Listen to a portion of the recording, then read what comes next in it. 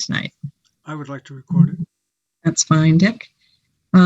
So first off, I would like to welcome our newest member, Tom Capano, to the team. Thank you. Great to have you here, Tom. Well, thank you very much for the opportunity. And we appreciate you taking the time. We know how busy things are with your shop, so to get your insight and your input Thank you. It's good. Thank you. It's very helpful. Thank you. Alex is having trouble with his computer, the video portion of his computer, so he will be faceless tonight unless that he gets that to work. So close. Can you see us though, Alex? I can see you, yeah. Okay. I'm going to give it one more shot. Sorry to interrupt. Great. We'll start off with the approval of the minutes of June 8th. Could I have a motion to approve, please? So moved. Zilly. And can we have a second? I can second. Alex, second. Okay, any discussion? I can't see any, but Janet looks, did you get unmuted? I did. Okay, good. We'll move to a roll call. Tom, I'll put you down for an abstain since you weren't here for the June meeting. Correct. Yep. Okay. Janet? Aye. Kevin? Aye. Zilly? Aye.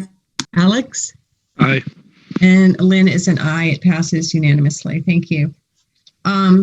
Next item, I did get the responses in from everybody about meeting dates going forward, so after the summer. So it would be starting in September.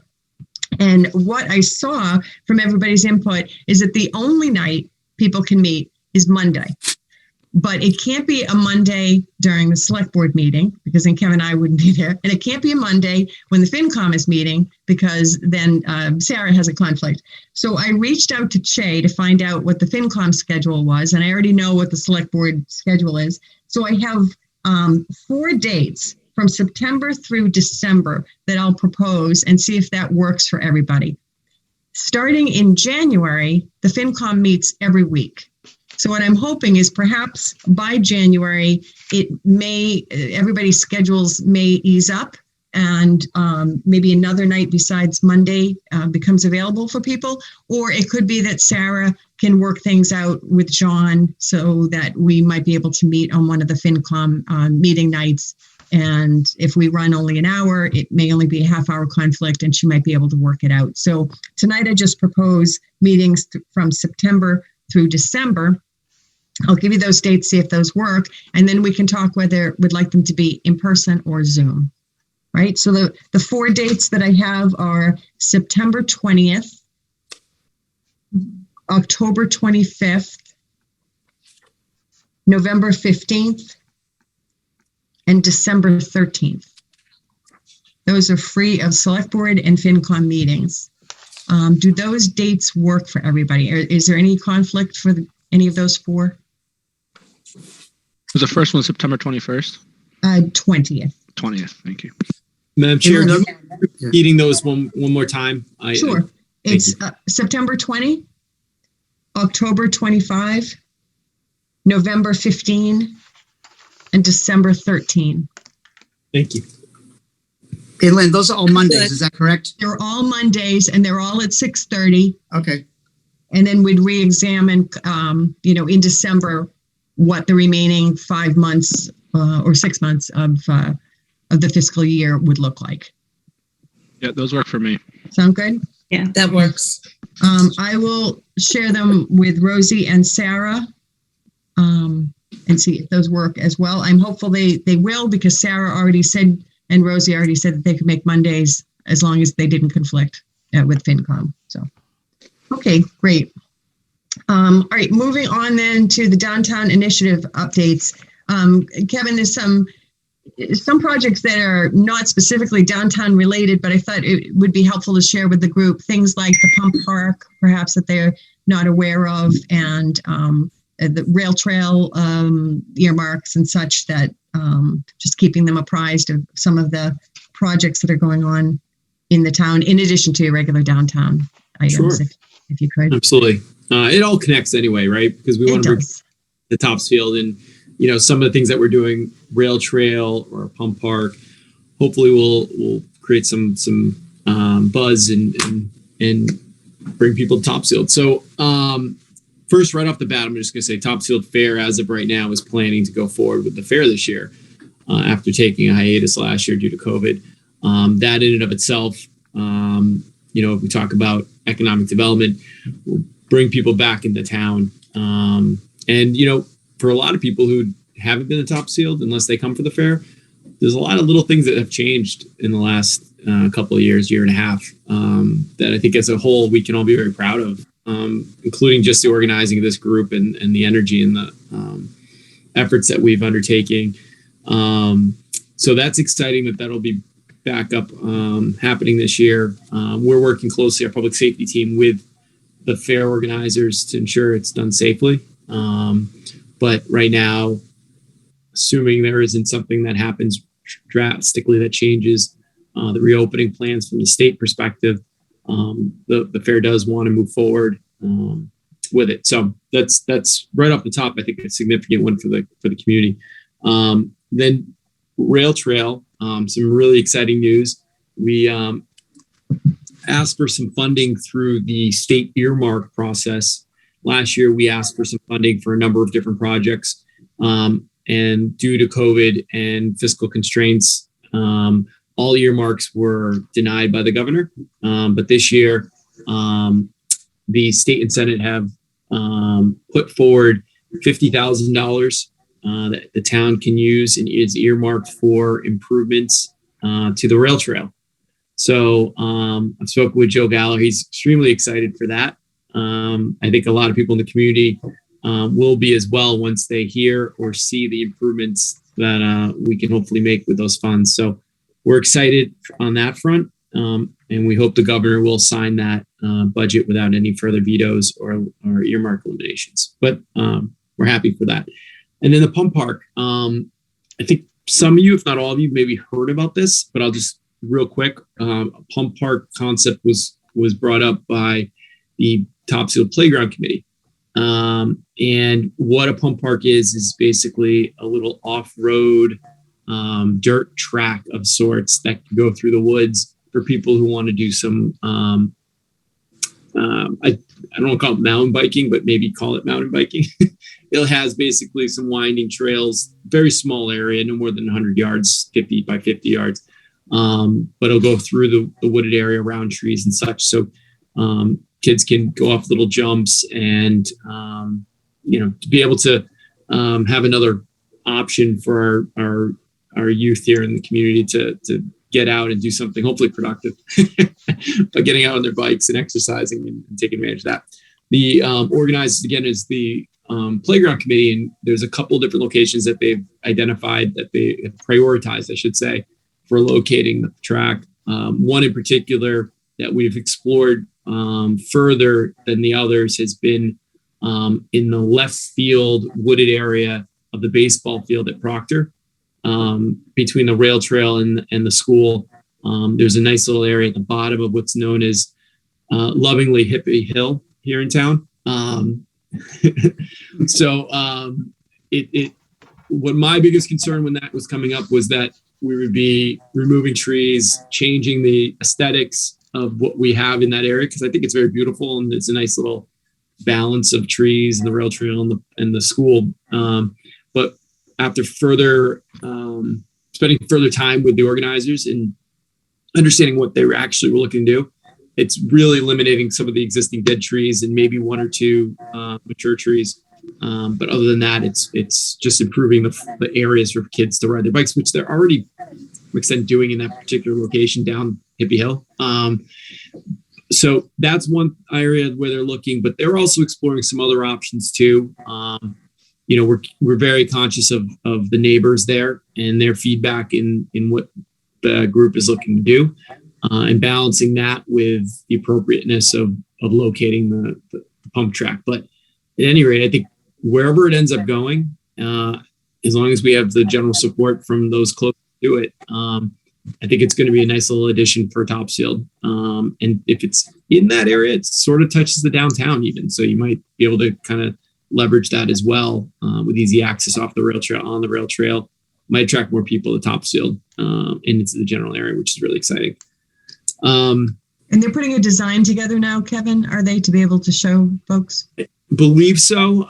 I had a chance in the last couple of weeks to touch base with the group to see where they're at, but the last I heard was they were going to do they've met with generally with an open forum with the neighbors in that particular location on Proctor. I think subsequently they were talking about going back and talking with individual neighbors to get a better handle of some potential concerns they might have, see if there are things that can be addressed or not. And then I think they might look at that point, Lynn, expanding with some design work associated with it. But I'm not sure where they are in those processes and the steps and the order that they're looking to take. I think Dick had gotten an update which said that they were interested in doing preliminary design to be able to better explain to neighbors what the proposed layout might look like if it went in that area, because there were, as people probably heard, a number of concerns from the neighbors that they're trying to address. And I think they thought that actually seeing the design and what that meant as far as how many trees get knocked down, or what does the clearing look like, or what are the privacy issues, how close is it to other people's homes, it'd be easier to talk about it with an actual design. Absolutely. Picture's worth 1,000 words. We know that from good segue into the design, downtown streetscape designs, as well as the sign designs that we've talked about before. We have, after the updates, more detail we'll share with you folks on where we are with the sign design. But I can give you Can I just say one thing about the pump park? Yeah, sure. I mean, obviously, I would think the obvious place to put it would be at Pybrook Park. You know, we already have that giant piece of property out there that's got plenty of room. The only problem is it is removed from the downtown. I mean, I don't know how old the children are that are going to be using it, but that's already such an established park area with a lot of excess surrounding land that you could put, you know, to your heart's content. I mean, I walk that rail trail all the time. My big problem with that area at Proctor is these boys come racing down right across the rail trail and slip out onto the tot lot. And I've seen them on many, many occasions. And I can't imagine putting a pump park in there and preventing them from doing that. And I have seen little children nearby when these bicyclists come flying down over that rail trail. So, I mean, I would think that would be a big concern. I mean, I definitely have a big concern about it.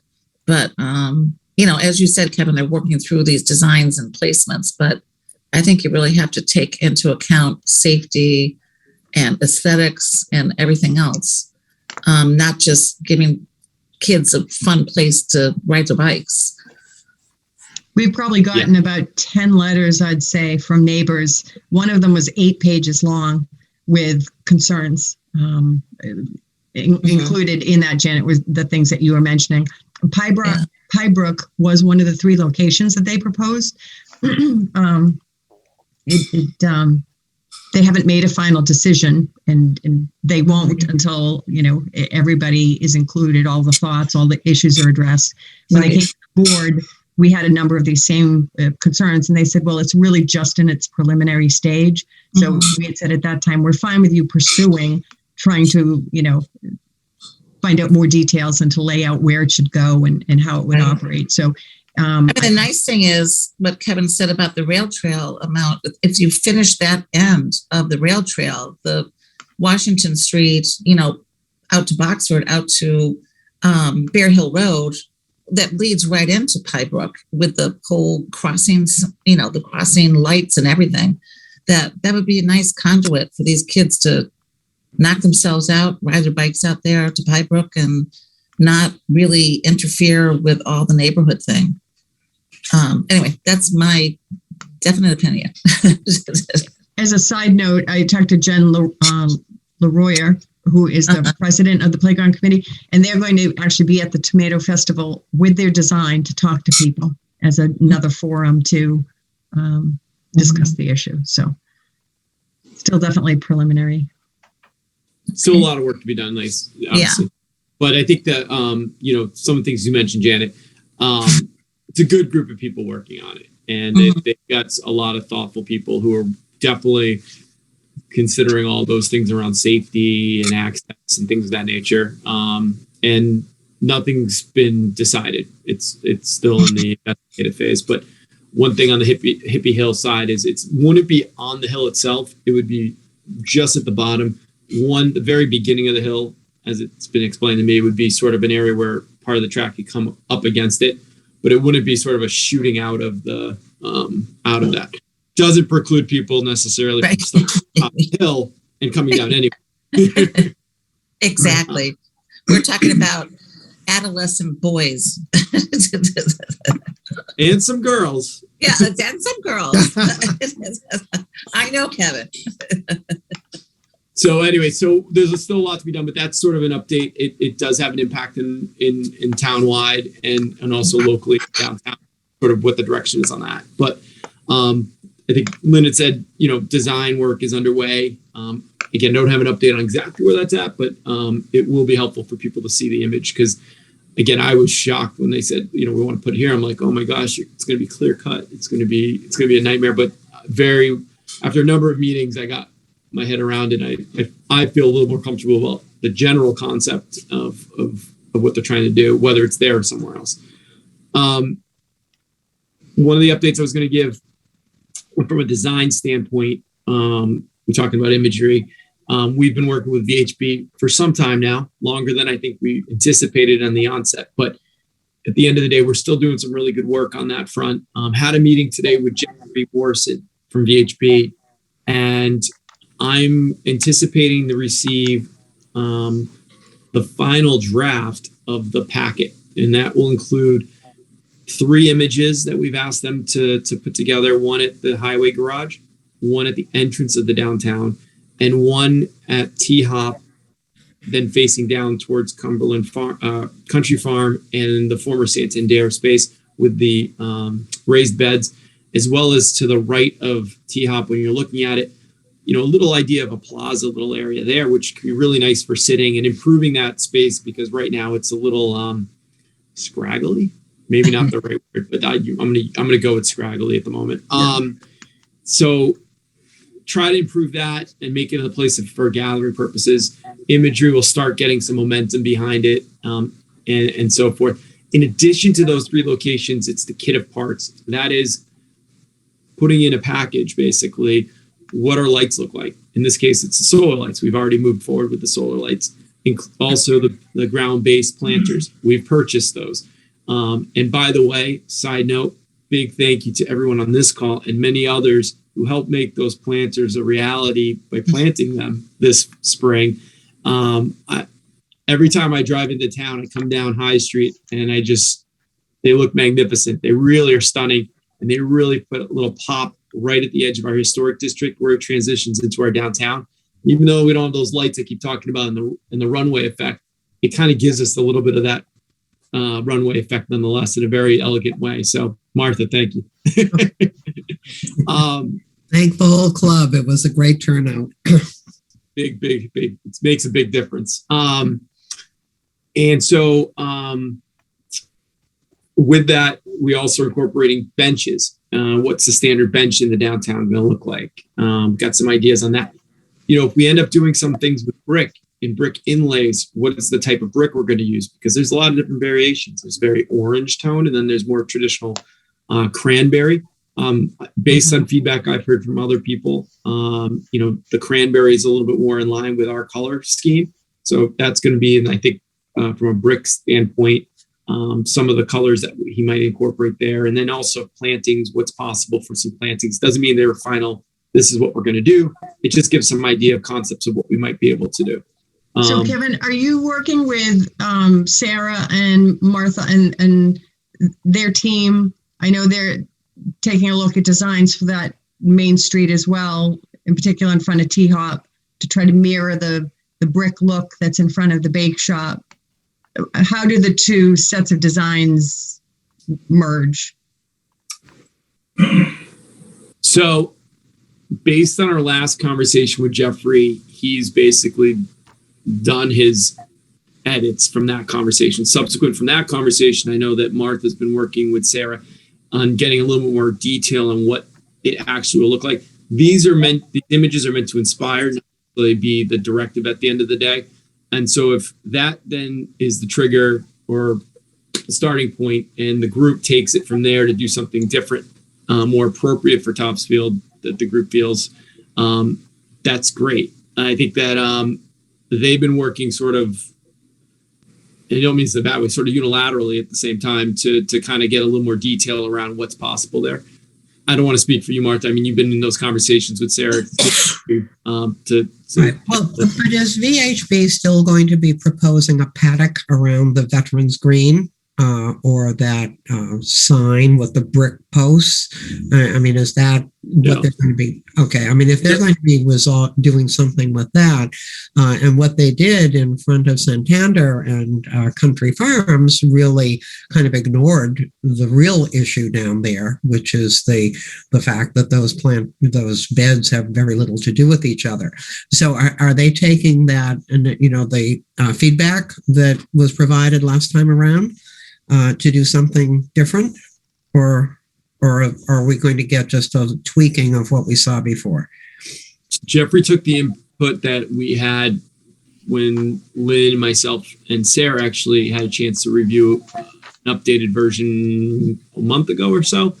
And basically in that call, we provided detailed feedback on sort of what we were looking for. Subsequent to that, I think that the design by yourself, Martha, and Sarah, and others who've started to look closely at those planting beds and what's possible from a patio to planting, has sort of been happening at the same time. So Jeffrey hasn't sort of redesigned what he's done. He's tweaked it.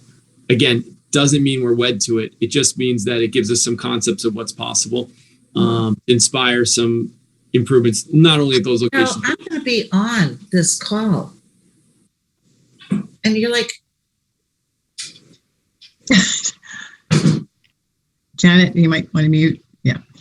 Martha, do you guys have a time frame for putting together the design that you're working on? Because I think to summarize what Kevin was saying, nothing new was done with the Main Street piece. I don't think Jeff made any changes. The input that we were giving him was more around the library green and that fence that they had, and that it was too heavy and too tall, etc.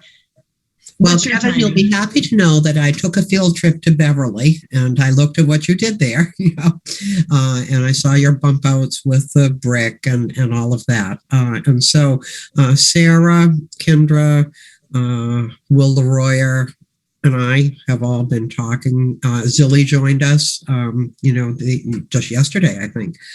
So it's progressing. We had some concepts that might be appropriate, and we've asked Will to, who was such talented mason, and he just does all of these wonderful things, to come up with some schemes that would be accessible, that would provide seating, that would provide the kind of meeting place that we've been talking about. I don't know how long that will take him, but this is very much a TCP activity, that they are driving it. And Zilly, I don't know whether you wanted to say anything, about what we were talking about. But I mean, I'm kind of excited about being able to get a nice kind of patio area in front there, so that both T-Hop people kind of matching the parklet at Alex's and at the bake shop. So it's yet another congregating place. People who get their slushies or their ice cream or whatever, at Country Farms, or people getting food at the T-Hop, would also have a nice place to congregate and meet. And I think it would just be a huge improvement over that desert of concrete that we have in that area. So that's where we are with it. We're just talking, and now Will Leroy is going to give a little bit of a, try at a design. Great. Zilly, is that something that your parents were excited about? Were they in agreement with that? Sorry, I have to relocate because this timing is just as some very loud family members are arriving home. But I, to be honest, I haven't had a chance to talk to my parents, but I talked to one of the people inside the shop, and they were like, sure. So that's who matters more, because they're the ones that will be impacted day to day. Right. Yeah. I'm going to relocate. So forgive me. I'm going to mute again for a little bit. Okay. And I think one thing, and this is just such a minor issue, it seems, but there needs to be a trash barrel that is emptied on a regular basis, at that location. That when there was a trash barrel there, it didn't get emptied enough. And so the, people running the T-Hawk were out there cleaning up the trash all the time. So I just think it's something that we need to be really cognizant of, that if we're going to be doing this kind of thing, we need to provide a way of keeping things clean. And as I say, people did use the old trash barrel all the time, but it was just always overflowing because it wasn't. Yeah, what we found was that people would put household goods and trash into those barrels, and it became, if you build it, they will come. I've seen it a number of times in different locations, not necessarily in Topsfield, where you put a trash can out, next thing you know, you have 2, 3, 4, and you really can't keep up with it. It looks ugly, it smells bad, it just doesn't give the aesthetics. So we've done something of a social experiment this spring, a little bit under the radar. When we took the barrels away at the beginning of COVID, we had a lot of people say, "Oh my gosh, it's going to be filthy with trash if you don't have a trash can out there." And we said, "Well, we're not putting them out because of COVID. Let's see how it goes." This spring came around, and we said, "Let's hold off on putting the trash cans back out." We haven't heard anybody ask for them for some time, and we've sort of watched. And I've been going down and walking to see if it's been kept, tidy, if kids are throwing stuff in there or not. Trying to talk with some of the businesses as well. And it hasn't been something where people have been asking for. And it doesn't mean it's not necessary there. It's an interesting, if you take it away, what do people do? Yeah, T-Hop has an internal trash can. Alex's has an internal trash can. They actually have one in the bump out or on the parklet as well. The places where people can purchase goods that someone's going to rip open, snack on, and throw down. More times than not, those locations have trash cans internally or just outside their locations that they take care of. And so it seems to be working well. My caution is, if we put a trash can back out there, what will that impact be? Do people go back to the old habits? Do we find that people are putting, trash from their house because they don't want to buy a sticker in there? Does it start smelling again? And I think also, if we put something else back out there and we determine it's needed, if not determined yet, and that's a broader conversation than just me, but obviously we're monitoring it. But if we decide to put something back out there, I really feel like it needs to be more than just a trash barrel. It should be trash, recycling, and probably dog waste, so that we can have a separation of different things out there. And then we'll figure out from a maintenance standpoint how often it's needed to be picked up. But no, it's the trash cans. It's definitely something we're aware of, and we're kind of eyes wide open at the moment, not putting it out. But it doesn't mean it's going to be permanently not there. It just means we're kind of seeing how that works out. And that's fine. It was just an issue that arose in the course. Yeah, but Martha, solar? don't you remember back in the day? I mean, we had car batteries in those trash cans. We had household. I agree with Kevin 100%. It's like carry in, carry out. All the national parks have done this across the country. I mean, you go up to the White Mountains, they do not have trash barrels all over the place, and people should be responsible for their trash.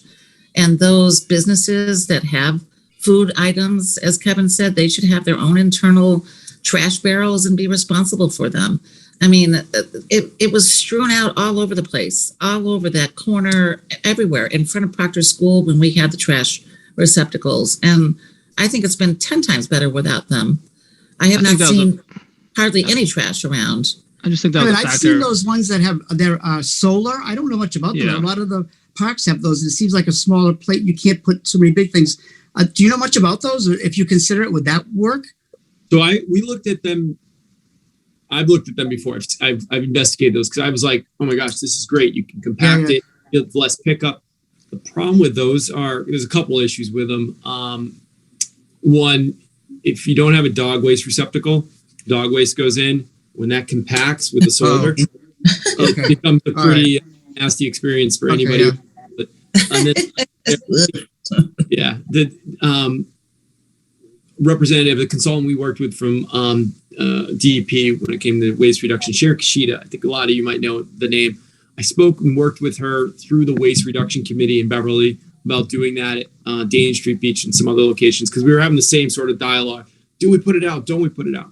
And what we found was that their research talked to other communities on those big bellies, that's what they're called, was a lot of communities purchased them, put them out, but then ended up taking them off for different reasons, including the waste. So there was something they weren't necessarily at that time recommending. But there's a lot of different solutions when it comes to trash receptacles that are out there. I think that, one thing personally on the big bellies, I don't know if anyone's experienced it. It's really hard to throw something away in there because there's a bar that you have to open it with, and it's always filthy. And I don't know, I might just be a jerk, but like as soon as I touch it, I'm like, where's the bathroom so I can wash my hands? Yeah. But I actually have this idea. It's now going to be public, so anyone's willing to take this idea and make a lot of money off of it. But a solar option where a scanner and then it opens for you versus having to actually touch anything. It's like they're one step away from making a product that I think could be really good. Okay. I'm sorry to have brought it up to take so much time, but that's okay. Alex, were you trying to say something? That's fine. I was just going to bring up, I think the reason for the mess was because it was just a barrel, right? It wasn't a real trash receptacle. It was just a barrel, and, it didn't look nice. It's different. I agree with Tom. I think having that type of receptacle, I agree with you, Kevin, as well. We have them all around Boston, right? You see them there all the time. They're gross, but they do have those house-made ones that have like a scanner. So maybe you're onto something there. I don't mind being the first. We can definitely be the first to get on something. It's totally. The other, and just like before we leave this, the other one, because Kevin and I have talked about this before too, is just like the ones that have either a thing on the top, or like the opening is very small, something that just makes it so you can't just you're just dumping small pieces of litter. You can't bring a big bag from home. There's no way to get it in there. Yeah. There's a lot of different options. And I think, like I said, it's trying to see how long we can go. And it hasn't been something that's people have sort of really been asking for. It was initially, I think, the shock of taking the barrel away. We got a lot of people like, you took the barrel away. What's going to happen? Oh, well, we'll see. And we'll keep an eye on it. So far, so good. But I mean, Tom, you're right there. Alex, you're there. Zilly, you're there. And everybody else, I know you go downtown often. Your feedback, if there becomes an issue, let us know, because then we can make decisions based on. No, there's very little trash. There's very little trash hanging around. It's like most people aren't going to throw something down on the ground when there's no trash barrel, honestly. Yeah. I think it's a great community. People aren't just throwing things. Occasional might be a bottle, but it's not like there's trash everywhere on the ground. So I think we're good. Yeah. Proctor School did put, for what it's worth, Proctor School in the playground, the back of it. We did put trash cans back there this spring. It was getting destroyed with kids going back there after school and on the weekends. Chief, myself, Gary Wilds, we've been out there on Saturday mornings, along with some of you, I'm sure, with a bag, picking up some of that extra trash that before. And finally, we was like, enough's enough. The kids aren't changing their behavior. Maybe the adults on Main Street can. Correct. That's a good point. Right. That's a good point. Yes. So that's a very good point. We kind of we waved the white flag on that one for sure, but that was the right thing to do. That was Kevin, just back to the. Oh, go ahead, Zilly. No, that's all. Just I felt the same, like on that side, on the playground side, when the kids after school, that's where the bleachers are, and then it blows around. You do see that, and it's just what do I do with it now? I'm on my bike. I don't know where to put this. I'll just shove it over here. Nobody will ever know, sadly. Kevin, for the designs that you talked about, the DPW one, obviously, that's going to be used to help visualize and with the development of the RFP. The one for Main Street is kind of on hold. As you said, it's kind of a conversation starter, but Martha and TCP are kind of working to take that to the next level of detail. The one in front of the Veterans Green, what's the idea for that one? Where does it go next now that you have the revised, I haven't seen revised design with our input? So on that one, we've come far enough with the sign design that I shared with Jeff Reed, what is the latest version of the the monument sign, the entrance sign. So we actually took out the one with the bricks that was just a placeholder, put in there the ones that's closer and designed to where we're at. He also made, based on our feedback, some tweaks on lowering. I think he said it's 2.5 feet high, the granite bollards with the in front of the Veterans Plaza itself, in front of the green. You created some breaks in that as well so people can access it more easily. And then he lowered the plantings at the corner there, facing in towards the library at the corner of the Veterans Green. So took basically the feedback that was shared and kind of tweaked it a little bit. Again, inspiration, not necessarily a final design, but hopefully gives some concepts and ideas of what's possible there. And I would note they also moved the town hall, Topsfield Town Center sign farther back from that intersection. They had it right up on that corner. We moved it back closer to where the town hall directory sign is currently, which feels better, it has better depth to it aesthetically, so on and so forth. So next steps on this and the signs, and we'll talk about the signs after the updates, are timing up really well together to kind of roll these into sort of overall design of what we're working on. And I put an application in the Liz Mulholland in the Historic Commission to discuss the design of the entrance, also the signage that we're working on to get their hopeful buy-in, but at least, their opinions and thoughts on what we're looking at doing on both fronts. And then subsequently taking it back to the select board. And either before that or after that, looking to have a community opportunity for the community to get an update on what we've been doing from design standpoints, get people excited about what's to come. We don't have funding for any of it, but that's okay. You need to start with, I think, an image to get people to understand what we're trying to do. That image is worth 1,000 words. I said it earlier, I'll say it again. Hopefully can drive some excitement on trying to invest and get some engineering designs for some of these things that we're looking at doing. I think Martha and Sarah have taken that particular location on Main Street and they've already started to run with it. I think once we take it to the rest of it, the community, we can start thinking about ways we can get funding and start to run with those. And hopefully it can all come together, but it's exciting. It's good to have the game plan and the playbook. And I think this bigger part, not the bigger, but just as important as those three images and the purposes behind them is the streetscape standardization that we can use and refer back to so that we have a consistency throughout the downtown that meets our overall objectives of celebrating our historical nature of our downtown in a way that incorporates modern technology like solar benches and solar lights. RFP, segueing off of this, unless there's any further conversation or questions. RFP for the garage, we've started to work on the initial framework of an RFP. We're only going to take that to the basic steps before we come back to the community on that as well. Update them on where we are after town meeting, RFP, next steps on that, and get further feedback from the community on what they'd like to see happen at that space. But a lot of the legwork up front behind the scenes and then at town meeting has taken place to allow us to continue the conversation and move forward, which is exciting because that's a building. If we get the right tenant in there, the right person who wants to purchase that space and build it out and activate it, could really be a transformative moment for Topsfield. So big thank you to everybody who's been a part of that. Basically everybody here, obviously Lynn and Martha, especially for your efforts from the planning board and the select board perspectives, and Mr. Gantz as well too.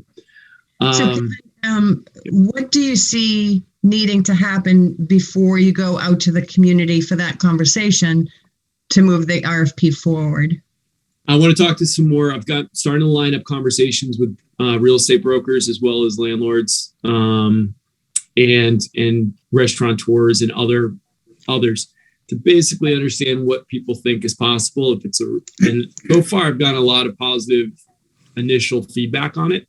It's hard because we don't have all the details kind of compiled yet. The RFP process will help us with that. And we don't want to run too far ahead, but I do think it's important we start the conversations with different types of potential investors to see what is the reality. So we go back to the community and someone says, I really would like to see this. We could say, well, can't do that because the septic doesn't allow us to, or zoning doesn't, or whatever it might be. But I want to make sure we have some of the people who would potentially be an investor have a chance to sort of see what we're doing and give us some feedback. And And so that's a big component of it. We're also looking at a technical assistance grant potentially through the state to help us with the RFP. It's actually something that came through in the inbox last week, and they reference technical assistance for dispositions of former municipal buildings. And the first and only example they gave was, I think it was Taunton, maybe, where they dispositioned an old DPW garage and the land associated with it. I was like, gosh, that's us. They've already done this. They need to help us on this. So the only thing I'm nervous about is that it might extend the timeline a little bit if we wanted to go that route. But I really want to do it once and do it right. And so it might be worth going through the process. Applications are due in August. We hope to hear within a month or two thereafter. But we could still do a lot of legwork between now and getting that technical assistance, going to the community, continue to work on the RFP, and then have that technical assistance really take it to the next level and over the finish line for us. So kind of balancing those timing of those things, Madam Chair, but that's sort of the ideas that we have right now is getting in front of the community, getting some feedback, chip away at the RFP, look at this technical assistance to help us take it even further as we progress. I said to the team earlier this week, there's no reason why we shouldn't have all this buttoned up by next town meeting at the latest, so that we have moved on this, at least got it out, an RFP that's ready to go at the very least by that time. I think we'll surpass it, but we'll see how it goes. But that's at least our baseline expectation at this point. We hope to exceed it.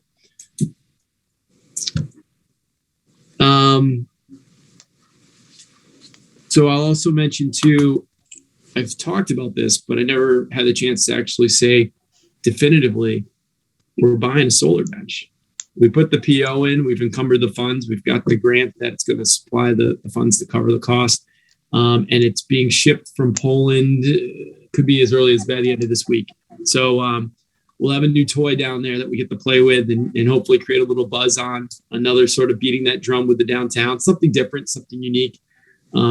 No local dollars are paying for this. It's grant funded, like I said. So it's a really interesting idea that's outside the box, but still subtle enough that doesn't take away from everything else that we're doing. And we'll see how it works. And it's exciting. It's a bench, Kevin. It's a solar bench. Yeah, I'll give you a little. What would we need the solar for a bench? So, I mean, honestly, great question. Plug in your phone.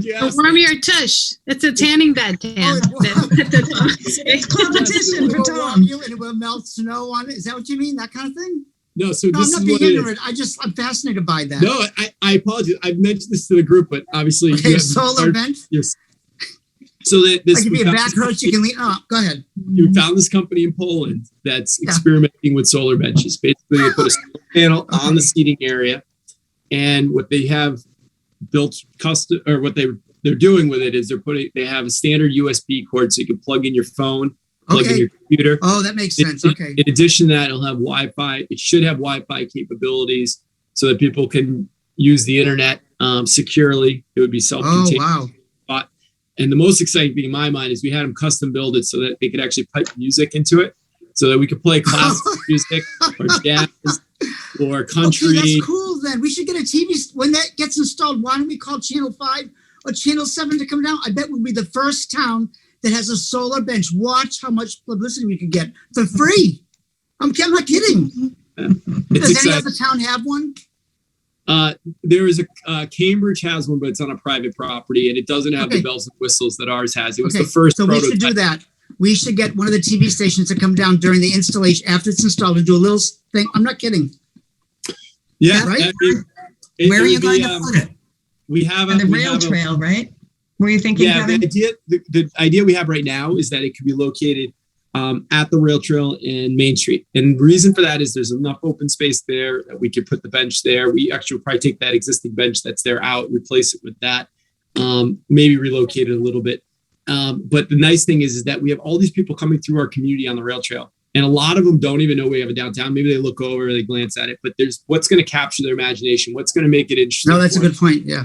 So, people coming from Raleigh or Boxford or New Hampshire, or whatever they might be, who are just walking the rail trail and they see a little activity, the beautiful flowers that we have up now, the solar lights, and then a solar bench that's playing this classical music or this jazz or something like that. And then they're going to go, what, that bench is making music or is playing something. I have this idea because it's all going to be on an app, so I can do it on my phone. So I can sit across the street when people start walking by, if they've got like, I don't know, Metallica shirt on, I can play Metallica. Or if they've got like a cowboy hat on, I might put on some, Kenny Chesney or something. But we can play with it. We can have fun with it. The Wi-Fi is actually interesting too. If you go to the airports and you're sitting at Logan waiting for your flight, you can use free Wi-Fi, but they make you watch a Hertz video for the first 10 seconds when you log onto the free internet. If we chose to, if we get to that place with it, we could put a little informational video together with Lynn Bermudez talking about our downtown revitalization efforts, or Tom talking about how great the downtown Topsfield is, or whatever. We could do some really interesting things on that if we chose to. That's awesome. Yeah. I'm not sure if we're there yet. That might be like phase 2 or 3 or 4 of this, but it's an option that we could incorporate if we chose to do so. It could I be think that's very great. And if it works, could we have one maybe towards the center of town for residents who are walking or jogging or riding a bike, that they could sit down there and plug in there? Do you think that if the first one works? What I'd love to see is if that first one works, and I'd like to find a grant for another one if we can. If we find a grant for another one, love to locate it in the plaza that we're going to build next to T-Hop. I mean, that based on some of the initial images. Perfect. Yes. Perfect. That might be a good location to put it, because it's kind of like an open space if we get to where we want with that. I agree. And then we kind of have, that's sort of the epicenter of our downtown right there. We've got one at one end. And I don't know if it's appropriate to put on the historic side of it. I think there's enough going on there. We're going to have I don't think so. I think it can be, at least start with the one, see how it goes. If it does everything we hope it will and more, we might look to invest in another one, and we can locate it somewhere more centrally located. Perfect. Great idea. It would be kind of cool if you could talk through it. And so if someone sat down, you could kind of punk them a little bit, like, ow, you sat down. That was really hard. Well, how are you? Are you tired? You look tired. we were joking. We were kind of picking out like what we wanted to do with it. And the Mark from Specline, who's helped us with this project, he said, it'd be really great if we put a motion sensor on the seat, so every time somebody sits down, it does something just like that. Well, thank you for joining me. All of us old people, we remember Candid Camera. And that would be a candid camera. Yes. Yeah. Where people are looking around like, who just spoke to me? Is this Who just said that? So anyway, so we're really excited for this. We'll see how it goes. I mean, we're hoping it does everything it says it will do. It's a newer product. There might be a little bit of a learning curve with it, but it's going to open up some new opportunities, and it's interesting, and it'll hopefully create a little buzz, like you said, Tom. Hopefully, it might get some attention from some people. No, honestly, yes, I do. Yep, for free advertising. Yeah, if we get it in before the fair, who knows? We can, maybe it creates the buzz, and everybody wants to come downtown to sit on the new solar bench. Well, you know what I thought of too. I don't know if you guys are watching America's Got Talent, but when you hit the buzzer and the gold, confetti goes everywhere. If you could have a contest where like the 1,000th person to sit on the seat, wins some special prize, and the music goes off, and you get a picture of it. People come to town to see if they could be the 1,000th person to sit down in the seat. This could be bigger than big, right? Oh boy. Yes. Yeah. One last final thing. Can I have dibs on the bench that you would replace it next to Cargill? Because I would love to put that by the library, because I've been looking for something to dedicate to the Iarrochis, Audrey Iarrochi, and I'm thinking about a bench. And if that bench is still, nice and in good shape, I think we could rededicate it. So one of the things, Janet, with the streetscape standardization is we'll probably create a standard bench, and it may look like the one that exists. So, I would just if it's possible to pause on that until we get a little bit further finishing with the streetscapes, because we could certainly put a bench in there. But it would, so we're going to have two, what I envision in this would be two versions of the bench, the solar bench, and then a standard typical, Martha was just down in downtown Beverly on Rantoul Street or Cabot Street. They've got benches there. They're very classic metal benches, very standard. and they complement the existing black accents in the poles and things of that nature. That might be what we land on with the stands. But to be determined. I would just like to comment that you have 2 sacrosanct benches. Yes, I know.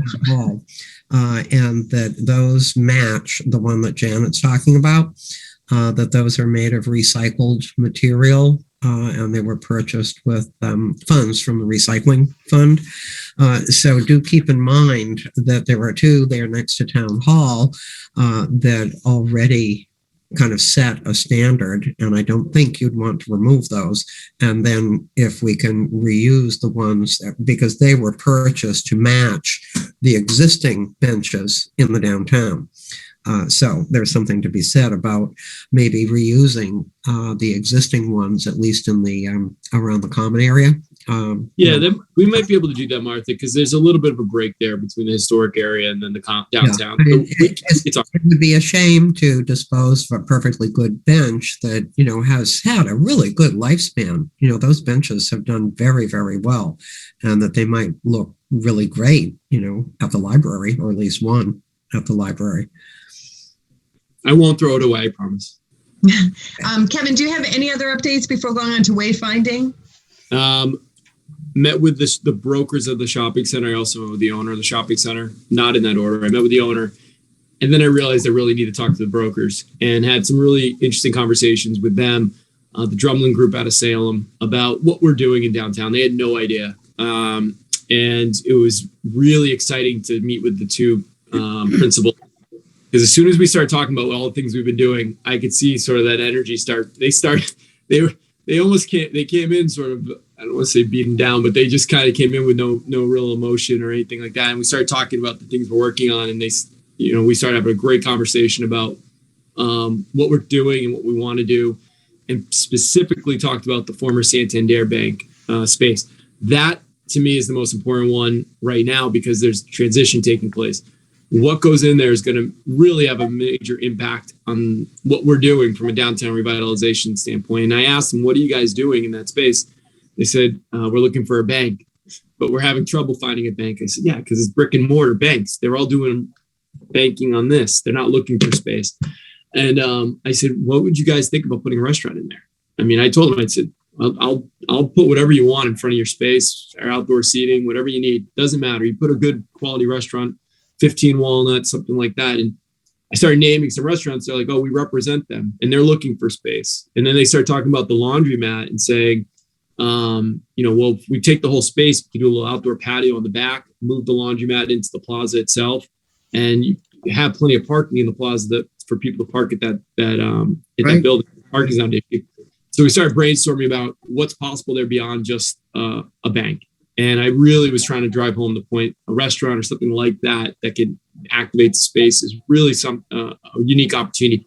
And then with our project review team process and the support from the ECDC and others, I'm sure that they would be able to work very collaboratively with the town if they found somebody interested. And I know how important, from my background in commercial real estate, to have a community that's right there shoulder to shoulder with an investor or a real estate owner. So really hammer that home. I have a follow-up meeting to walk the downtown. We're actually going to look at the garage as well, and the shopping center, I think, next week. But my opinion, this is recorded, but I think the path of success with the shopping center is going to actually have to come from an outside source that the owner, believes in and can trust.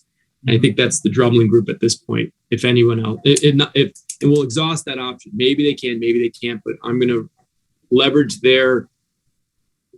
what their responsibilities are, which is to represent the landlord and finding good tenants. And we're going to leverage that to try to partner.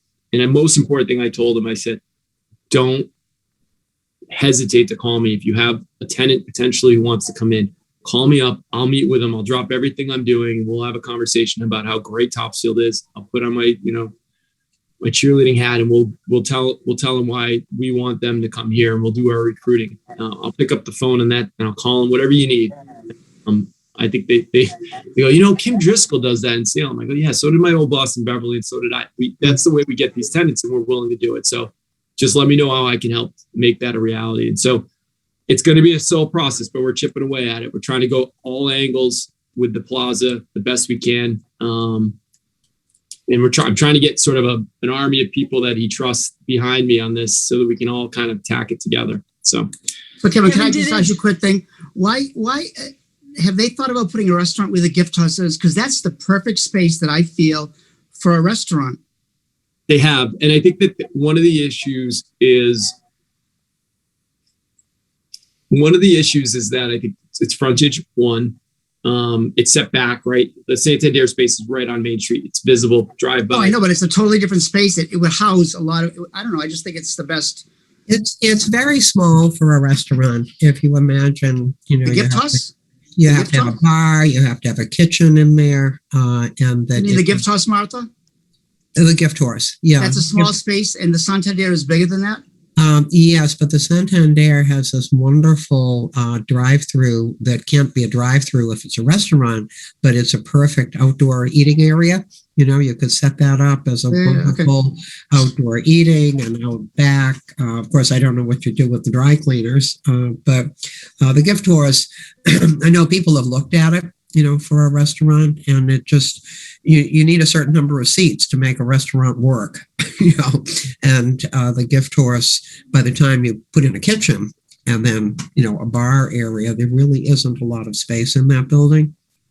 At least that's what I've been told. But Kevin, the drive-through area would become available, for a restaurant, for the outdoor. And yeah, absolutely. I think there's a lot, and we've talked about this before. That old section from T-Hop all the way down to Santander is where our widest sidewalk locations are. And so, if we're going to go outdoor dining, those are the locations. And so that space is turned over. Now's our opportunity. And Right. so that's why I wanted to meet with the brokers, get a sense for where they're at, and really try to hammer home what the community would like to see there, based on what I've heard from you folks and others. So we'll see what happens. Kevin, the owner of that building is the same as the back? Yeah, and that's why I think I'm trying to get help with other people to help stir some creativity. So it's it might come to nothing. It might become a bank at the end of the day. But I'll promise you all this: I'm going to make every effort possible to try to steer that in a positive direction for our downtown. Less me actually buying the building and putting my own restaurant in there, which I can't. And my wife will kill me. And I'm not a good cook. Did you get the sense that it was Mr. Flomp who wanted a bank, or were the brokers thinking a bank? I think it's the easy solution. They had success for high credit tenants. It's a solution, just backfill a bank with a bank. It just was no creativity. It was just, well, it's a bank. Let's find a bank. I think that, my hope is that we sort of expanded their vision. And also like I said, the emphasis that we're here to support them if they decide to do that. I really want to hammer that point home. But we'll see. I think that,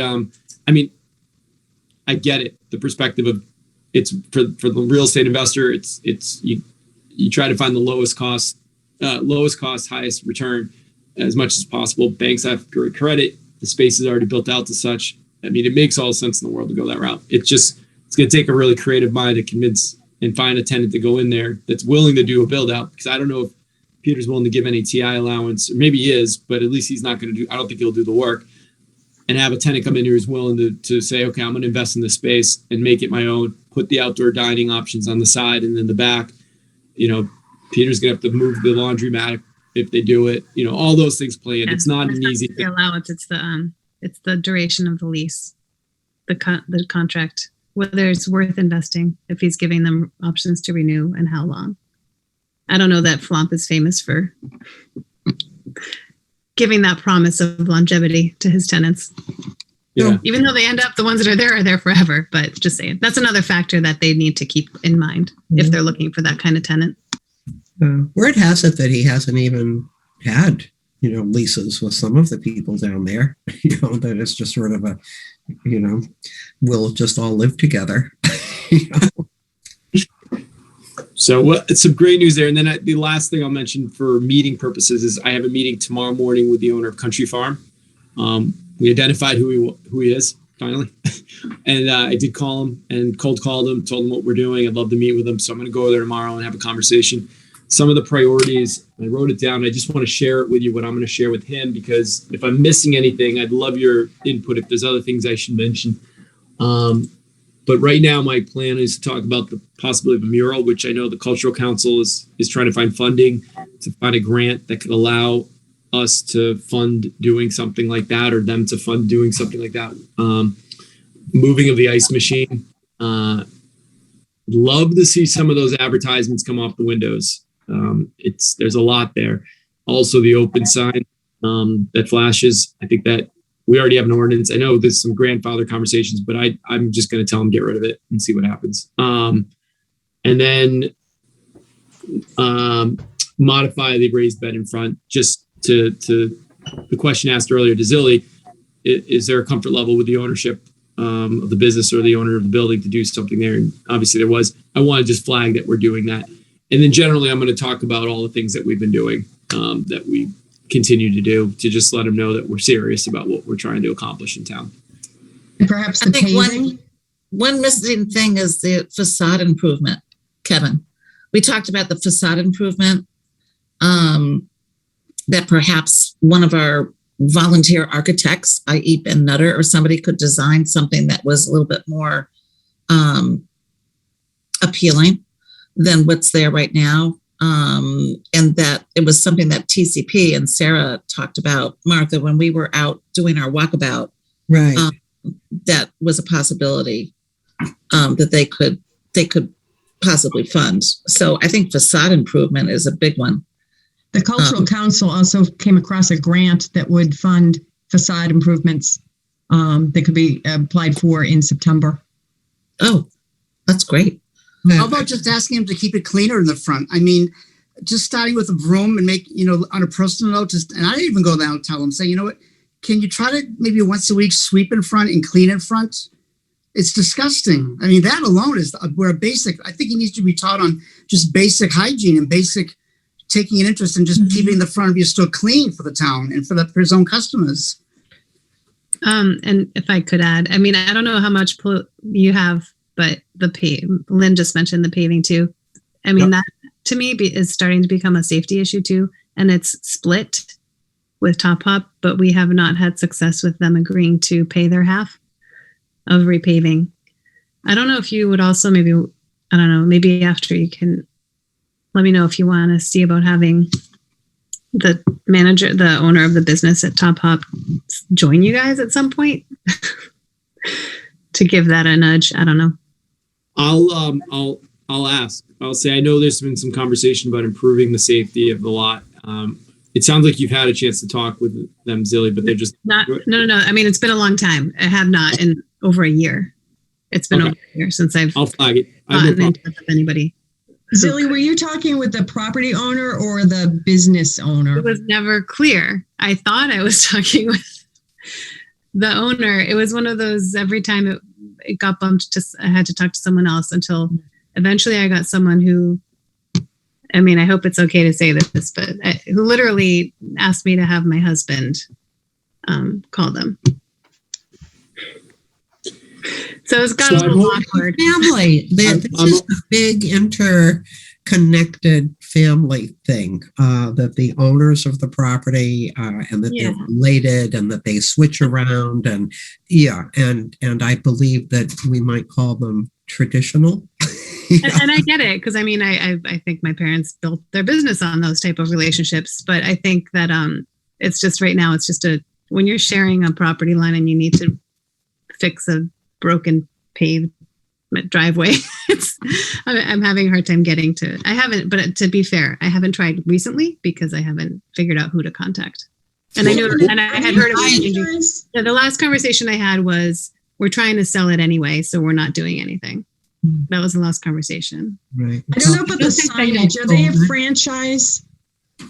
Can they change their sign if we were to give some assistance? I can ask them. I think they are a franchise. You don't think they are? I have not been able to track anywhere Country Farms as some kind of overhead organization. There are various entities. There's Country Farm, there's Country Farms, plural, that they have similar names, but they're not owned by, they're all different, and the properties are owned by different people, and the businesses are run by different people. At least that's what my snooping, has revealed, to this point. But if I might make a point about the side of the building, there's a serious issue that with peeling paint. And it would be great if Jeff could take a look at it, Kevin. This paint is peeling off, and I think what's underneath it is the original ancient red paint that was undoubtedly an oil-based lead paint. And there seem to be 2 layers of that. And then what's peeling seems to be a latex paint or something that isn't sticking to the original oil-based paint. So it's something for Jeff to take a look at. But the paint chips are all over the place, and every day it gets worse. And I'm a little concerned about what those paint chips might be. I'm guessing they're latex, but I don't know. And one issue with putting a mural on that wall has to do with one, it would have to be entirely stripped, and then something would have to be done, because if it's done the way the paint job is done, it's just going to flake off. And the other thing is that I think you have to really think carefully about putting a mural up, because sometimes they're beautiful, but more often than not, murals attract attention to an ugly, decrepit building that someone tried to make look prettier by putting a mural up on it. We've all seen those. So I think that, there needs to be some real thought given to whether this wall could even handle a mural, technically. And maybe, Kevin, you could ask Jeff to take a look at that and see what that's all about, because there are at least 2 layers of red. There seems to be a layer of blue, and then there's whatever is peeling off, all over the place. Probably sandblasted. I'm sure they'd sandblast and put plastic up if it was lead paint and all that. And plus, Wouldn't we get approval? Wouldn't we get approval of people who get to voice their opinion on what the mural was going to be like anyway? Right. But I think, I do think that, it would be really important for someone who's really knowledgeable to go and take a look at that, and what's going on with that building, because the paint peeling is getting worse, and the more rain we get, the worse it gets. I was shocked at how much more had flaked off when we were out there the other day from the week before. So from a health perspective, you got a lot of young kids who are around there. Yeah, and maybe it is lead paint. Lead paint that's lying on the ground. Yeah, and I'd rather, if that paint that's flaking off goes back to the time of the cornice, then is probably not lead paint, because it's more recent, after lead paint was, outlawed. But I really think someone needs to take a look at it. One definition, Kevin, as you know, of blight is peeling paint. That's in the state. We could just take chips. We could take just chips and go have it tested for lead paint. Well, but it doesn't even have to be lead paint. One of the definitions of blight in the state building code is peeling paint. Okay. Well, good. That's just coming off the building, right, Kevin? But if it's lead, it's even worse, I would think. So we have some limitations on private property when it comes to sort of, say, taking and testing. We need it's end of the day right now. Next step is to meet with the owner tomorrow. I'm going to know that he's got a lot of work to do, and good point. See where that takes us and see how much progress we can make with that. And I've already had a conversation with Jeff, more broadly speaking, about how we're treating downtown businesses. I'm asked him to get his feet under him and some other things for the time being, because we have some relationship building that we're working on, that we're making some good headway on. The last thing I want to do is slap somebody with a major stick over the head that sort of derails that progress. Doesn't mean we're ignoring anything that might be a violation that hasn't been ignored for a while anyway. But it just means we're prioritizing some other things that we're trying to catch up on from enforcement standpoint. My hope is that we can start self-correct. If enforcement is the next necessary step, then we'll bring the enforcement component in there, because Jeff's already done an initial sweep through, and he's going to take another one in by the end of the week just to get a better sense of what's going on down there. So as for the trip paint itself and having go out to address it, I'm going to probably, him and I are going to meet either end of this week or beginning of next week about some of the downtown issues and how we want to address them from an individual standpoint versus just a uniform, just go, because we got to work together in tandem because it all kind of ties back together. Again, we're not treating the downtown any differently than we treat anyone else. It's more of understanding what the issues are and some of the more obvious things like people putting 1-800 plunger signs in the right of way. Those are easy ones for him to grab at the moment, which is what he's doing. He's getting his feet under him and understanding sort of some of the history of how we've dealt with certain tenants, certain business owners. So it's just I want to make sure before we run too fast that he's got his feet under him, and I'm a big proponent of talking to people first, seeing if we can get to the result we want through that mechanism. And then if we learned, I think 2 weeks on the job, we tried to get the country farm sign down. It was for months. Finally, I said, Glenn, just hit him with fines. And lo and behold, within a couple of days, I got a phone call saying, we're taking the sign down. Great. Just two quick things. One, I don't know if everyone knows that Jeff is the new building inspector. He replaced Glenn Cloessy. So when everyone's referring to Jeff, that's who that is. And then Kevin, if I could, just because it's 7:45, just if you don't have anything else, just move on to the wayfinding to let people know what the final design is, what our next step is for funding, and kind of a phased approach that you had talked about. I'm going to try to share screen. Hopefully I have permissions to do so.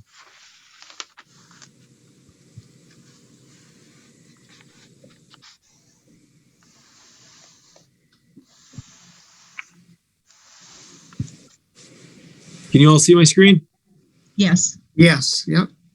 So a number of you actually sit on our committee that's working on this design.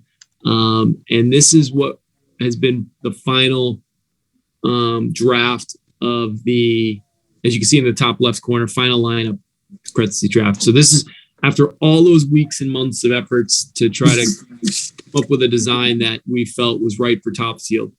Not just pulling a sign off the shelf and saying we're going to put Topsfield on and use it. A very specific sign for us. This is where we've landed. You'll notice a couple things. One, we've incorporated the rooster on the back of the signs in a very elegant way. That gives us a little bit of branding, I think, too, which is kind of nice. Incorporated 1650 was something everyone seemed to like on the back, so we've left that in as well. That's on the back of both the directional sign as well as the identity sign, the monument sign as you go into town. And I think it's a subtle way to express the rooster as well. Because what we can do is on the kiosk, put a story about the historical significance of the rooster in general terms and specifically here in Topsfield.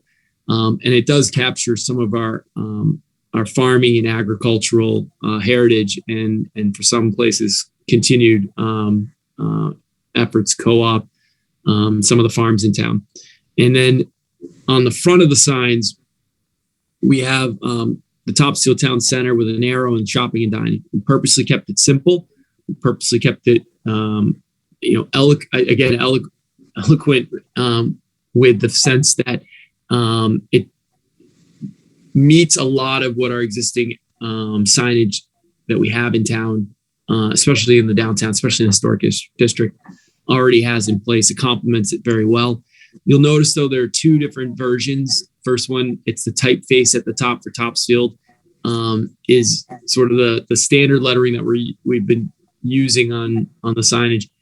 The group that we've been working with has very much like the typeface on the right, on the other side of the rooster. From a visual standpoint, when you're driving into town, it's a little more bold, a little more clear to read.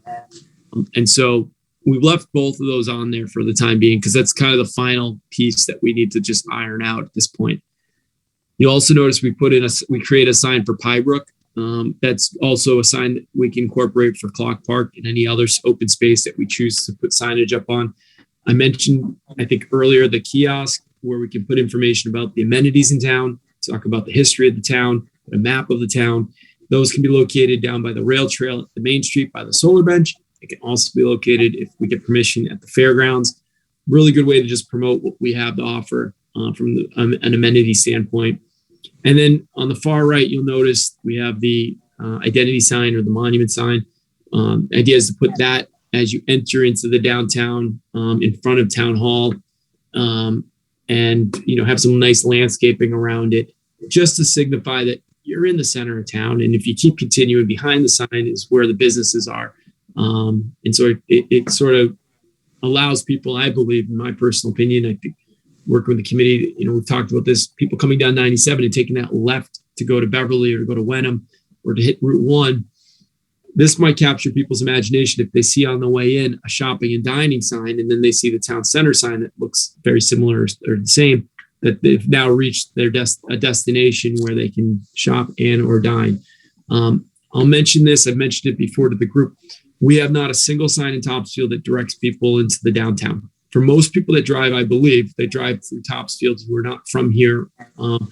They drive down Route 1 and they think that that's probably what our downtown is. The only directional sign we have on the Route 1 corridor is for Connor's Farm in Danvers, with an arrow pointing people away from High Street and the downtown. So this hopefully will allow us to catch up when it comes to identify and wayfinding for our downtown, and invite people to join us there. And in a very aesthetically pleasing way, that's very specific for Topsfield. The signs will probably be a little bit more expensive than the off-the-shelf options that a lot of communities purchase.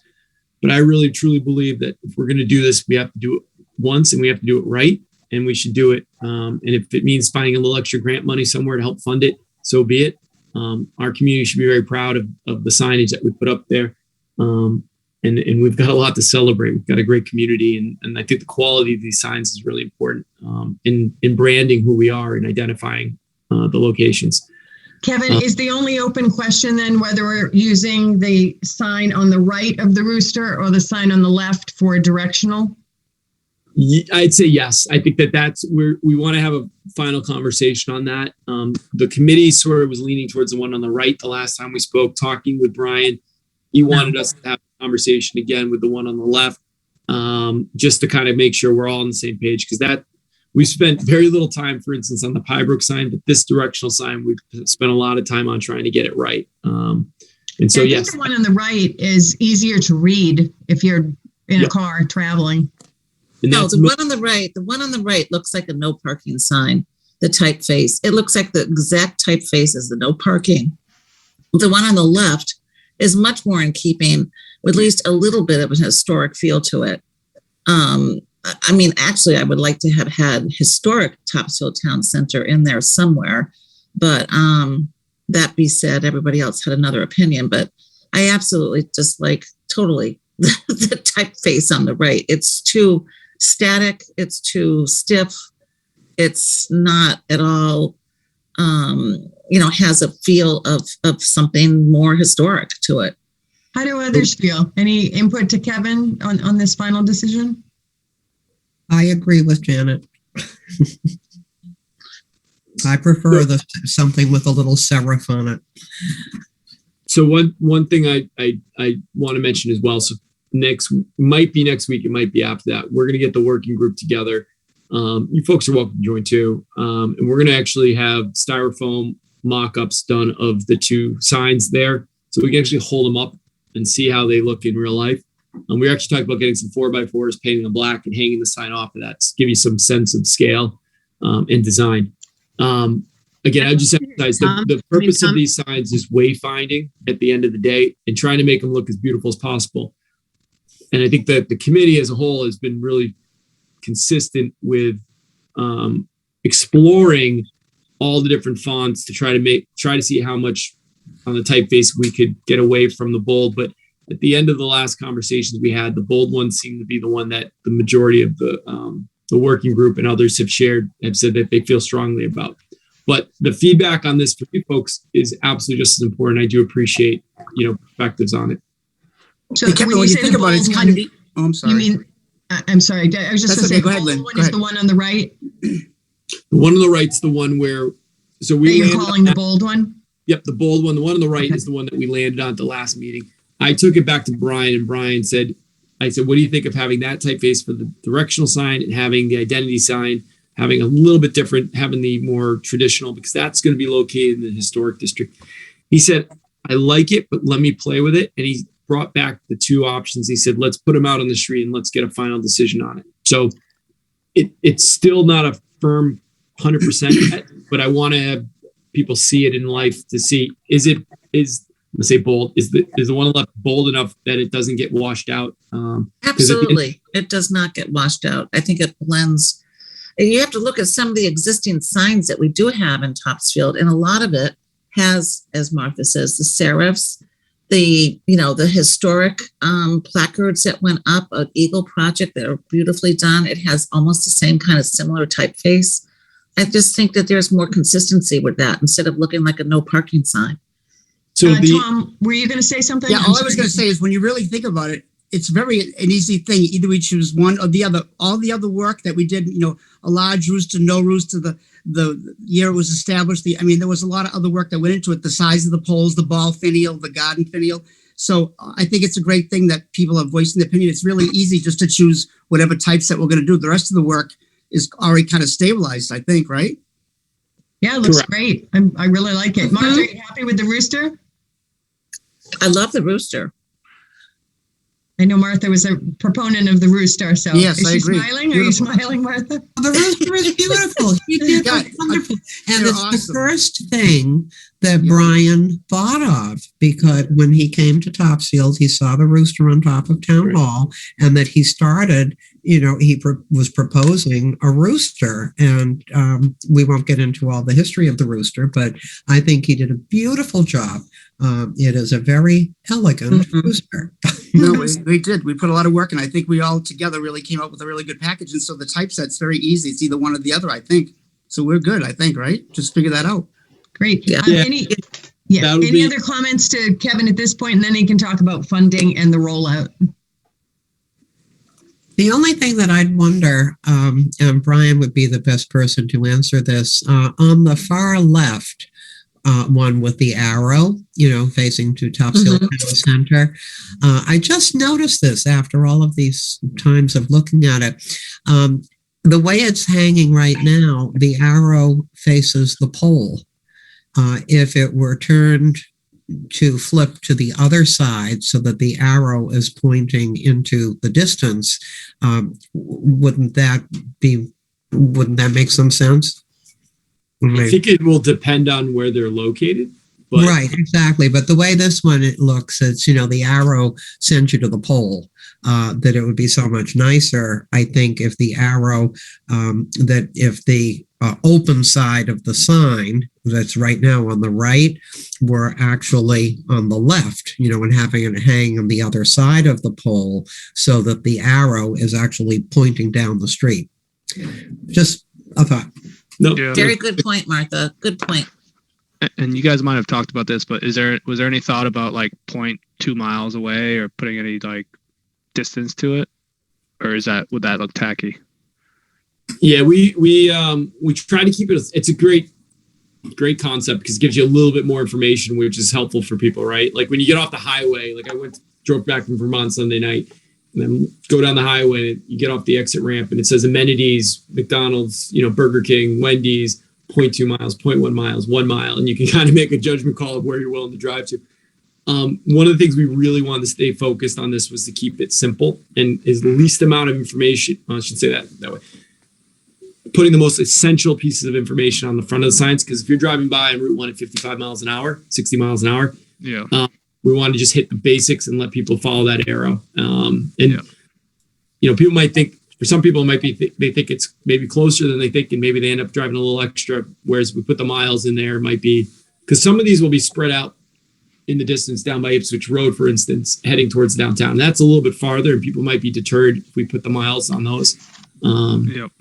But it's a great idea. You see them all the time for wayfinding signs when it comes to some of those highway destination attraction signs.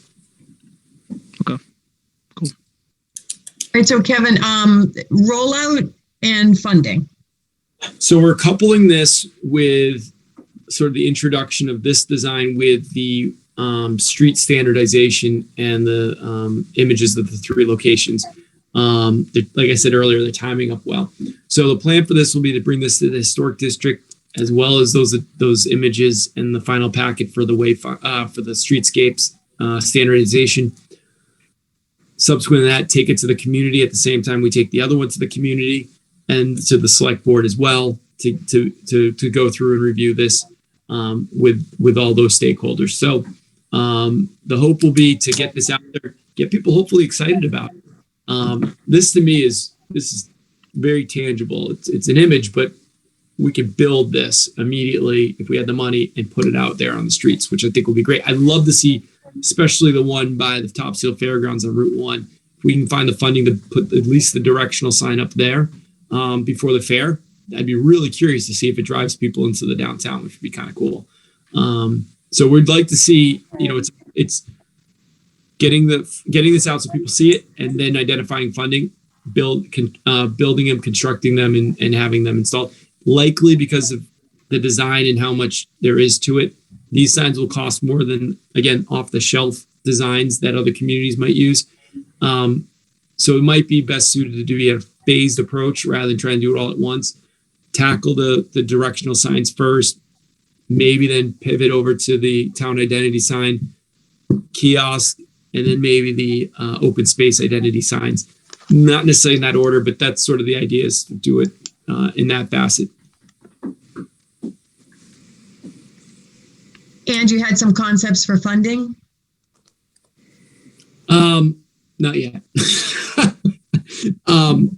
But there are some. You're holding back. Yeah, no. We'll look for grant fundings that allow us some opportunities to start moving on some of these economic development types of things. There's some limitations for what types of funding sources out there for these types of things, because sometimes states and organizations view these as sort of extras. I think they're essential and pivotal to helping our downtown, and we'll make that argument in any grant opportunity that we apply for. The same way we did for the lights when it came from the shared street grant. It was at the time, I thought maybe a little bit of a long shot, but we made a good argument. We were able to get the funding to put the lights up. We'll make a similar one where this is going to help our businesses that are recovering from COVID by letting people know we have a downtown and where to go to find their goods and services. So you were talking about possibly getting the directional up before the fair. Did you have a concept for at least that one sign? And could you share what the estimated cost is for the various types of signs? Yeah, so we put in an earmark request. I mentioned earlier the rail trail. We also put this in. It was a little bit at the last minute because when we had to get the request in, we were just getting the final designs to where they are now. I asked Brian from Omloop if he could reach out to one of his partners and just get a very high level, quick ballpark number so we could put it in for the application in the earmark. The number was very large, and the count on the number of these signs in different locations didn't match up to anything that we necessarily had. But it gave us at least a per sign sort of ballpark what the cost would be. Very conservatively speaking, the directional sign could be $10,000. Let me pull up the quote so I can give you accurate estimates on each of those. And I emphasize these are very much very conservative. Sort of, if you were going to do it, this is a safe number to put in there so you have more than enough money if you got the grant. The open space ID signs, that's the Pybrook one. We had that was quoted at $6,700.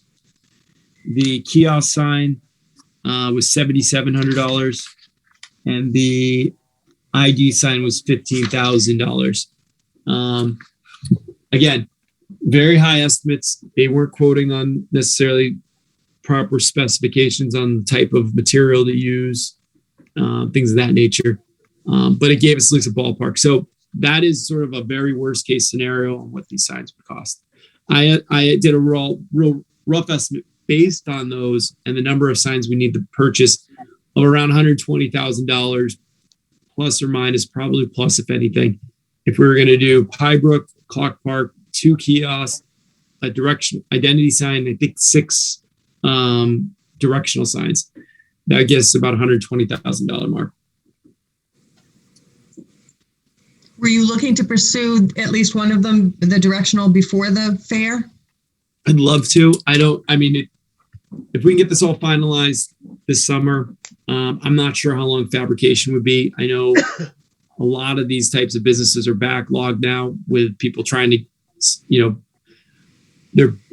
people are buying buildings or they're leasing spaces and they're trying to, now that the economy is starting to come back a little bit. So a lot of the lead time on these things have grown, both materials as well as the fabrication. But it would certainly be a nice goal of ours to try to have at least one directional that we can put out there for all those people that are going to come into Topsfield for the first time in a couple of years, to let them know, hey, we got something over this way if you go to the left, guys. So we'll try to shoot for something. It's going to be funding and timing that's going to be our hurdles that we have to jump over, but we'll work towards it for sure.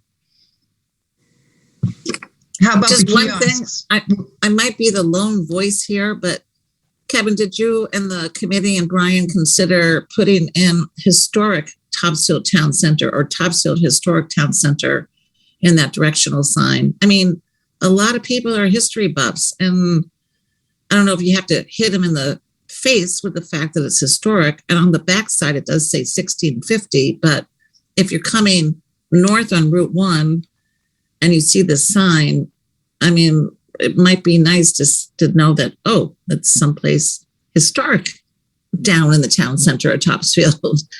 I'm not sure if there's just too much more clutter, but. Well, that's exactly it, Jay. So we did talk about that. It was, I think Martha brought it up, asked if it was something that we as a group thought was good or not, posted out there. The group chewed on it. Brian chewed on it. The group had the same sense, sort of what I mentioned to Alex about putting the mile markers on there or the distance. Let's keep it as simple as possible. We sort of felt, to your, again, you kind of answered the question for me. The back of it with the rooster and the historical significance of that, but more importantly, the incorporated 1650 being so bold and in white really stands out that we are a historical community. So even if it's not on your way in, on your way out, you're definitely going to see one of the signs and know that this is a beautiful little quaint downtown town center that is historical. That was sort of the thought process on that. Okay. It was a good idea. I can see that, but I'm torn, but I can understand that without the clutter. I did bring it up, Janet. Martha advocated, don't worry. Okay, thank you, Martha. You're welcome. It was a good, and I personally, I mean, I agree. Like, you look at communities like Newburyport and other places where it does have that historic feel. Salem, but the fact that ours is double-sided and sort of some of every community is a little bit different. I'm really excited for these. I just want to say thank you to Tom, thank you to Martha, Janet for your work with Omloop, Lynn for you letting me sort of bounce these ideas off you in between as well, and everybody else who might not be on this call for their help in sort of getting us to where we are with this. Because I've said this before and I'll say it again.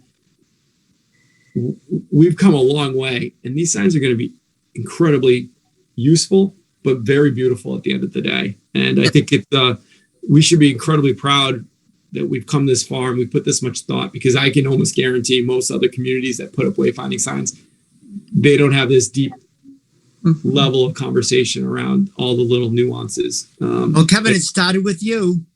It looks beautiful. They look really nice. It starts with you, Kevin. So congratulations for leading the way. Yeah, it's a great job. I think they look beautiful. They look really nice. I like the cranberry. I like the black. I like everything. All right. Any other feedback to Kevin on these? I know it's getting late. We're after 8:00 already. Any other thoughts? Thumbs up from Zilly. Okay, super. All right, I think that's everything that we have, unless there are any last thoughts from anybody.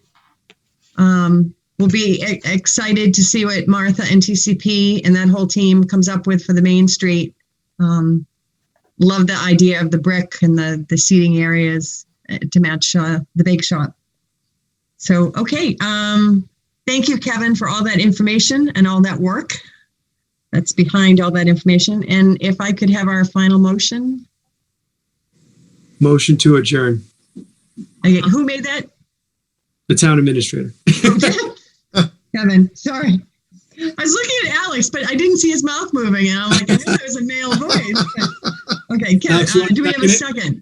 I'll second it. Why not? Okay. Great. All right. Now roll call. Tom? I'm here. I or nay? What do I say? Yeah, I'm you're new nay. at I think this. you'd be an aye. I'm We new want at to this. I go, need more right? training, I think. Do I put my hand up? Thumbs up? No. That's an aye. Okay. An aye from Okay. Tom. Janet? Next. Okay. I probably shouldn't have started with you, Tom. You know. No, correct. And now I'm turning red, but okay, let's keep going. Alex? Aye. Zilly? Aye. Kevin? Aye. You sure? And Lynn's and I, so it passes unanimously. Thank you, everyone. Thank you all.